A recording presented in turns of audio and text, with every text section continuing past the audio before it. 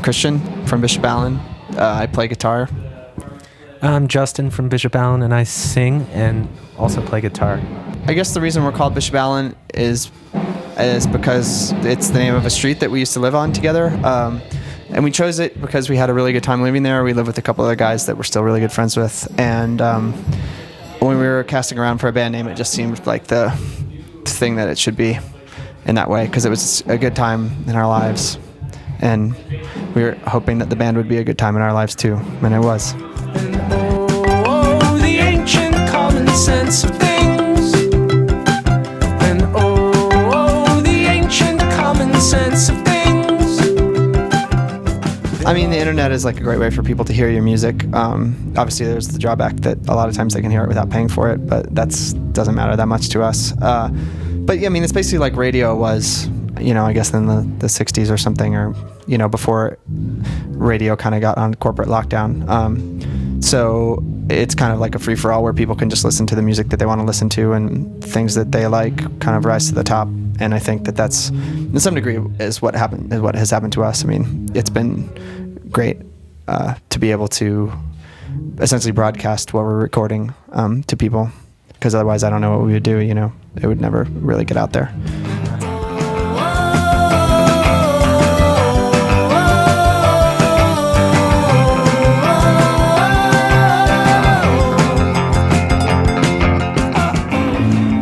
It seems like nowadays a lot of bands are getting exposure through things like movies, commercials, TV shows. It helps the bands that are chosen to do it, for sure. I mean, it's kind of like the sort of like corporate lockdown that I was talking about with radio. It's sort of like creeping into that, where like, whoever is making the OC or whatever, can decide which bands they want to be big, and they therefore make them big by putting them in the OC, which isn't that different from how radio works, or big radio. So it's good though. I mean, it's good for those bands, and it's a good way for bands to get the new bands to get their music out. I mean, they're not choosing like the Rolling Stones or something, they're looking for new music, which is good. You guys did Nick and Nora's Infinite Playlist as well. Uh-huh. You guys not only did music for it, but you guys were in the movie as well. Yeah, we were. The director, Peter Sollett, I guess he spent a year sort of researching. There was a book before it was a movie. He liked the book, or he was hired by a studio to do a movie of the book. They attach a director to a script, and they say here, work on this. We might make it into a movie in a year. And so he had the project. It had been turned into a script, and he was just trying to make plans to shoot it without actually knowing when they would pull the trigger and decide to shoot it. And during that time, he went and saw a lot of bands in New York.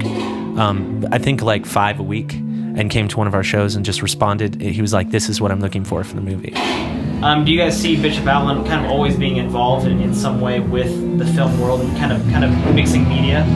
Yeah, I think so. I mean, I think that for us, well, first of all, I think that a long time ago when we lived on Bishop Allen Drive, one of our roommates was a movie director. Andrew Bajowski was our roommate there. And through him and by working on his movies, and we sort of met a lot of people who have similar sensibilities but make films. And so just because I think that we tend to collaborate with people that we know and like, yes. And then also because I think we like to do different things to stay interested in the world. So the chance to work on movies, it's always cool, it's always fun. And the chance to work with people that we like, that's always great too. So I think those two things will probably sustain our involvement. The ancient common sense of things. The ancient common sense of things. I think that when you sit down to write a record, a lot of the ideas that you have are just the things that are sort of in the ether around you, and you pick up on certain details or certain stories or certain images, and you just start to cobble them together. I mean, I know that for us when we write, we we tend to write a lot of words and phrases and ideas down, and then sort of look to those for inspiration. So it's almost just I don't know. It's not like I was reading Aesop's fables or something. Although there's something of that to it too, and it's not like they were taken from nursery rhymes, although there was something to that too. And it's not. I don't know. It's no one particular thing. It's just the process of writing a record the way that we did it this time, where we sort of worked really hard over and very deliberately meant that like a lot of the ideas that were kind of like coming to us were pretty related. But yeah, I don't know. You don't totally have control over what pops into your head. Where did the name of the album come from? Is that related to the animal? Yeah, it's related to the animal theme. I guess there were a lot of, when we were kind of looking around for an album name, we kind of looked at the songs. It was like one of the last things we thought of was the album name. So we looked at the songs, and there was a lot of animals in them, and it just seemed kind of funny to us, I think. So we chose it for that reason. And I think it's funnier after having seen the that cat video that you guys posted on the. Oh yeah, exactly. I hadn't thought about that. Yeah. The other day we went to stay with our friend, and his cat was only half cat, and the other half was some kind of wild animal, like an ocelot. It was the spawn of a wild cat and a house cat. It was terrorizing us, not by doing cat-like things, but by doing tiger-like things or bobcat-like things, and it didn't like meow. It growled. Yeah, it was kind of always stalking us and trying to jump at us from high places, like the fridge.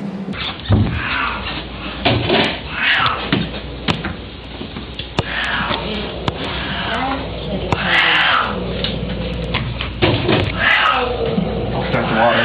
Okay.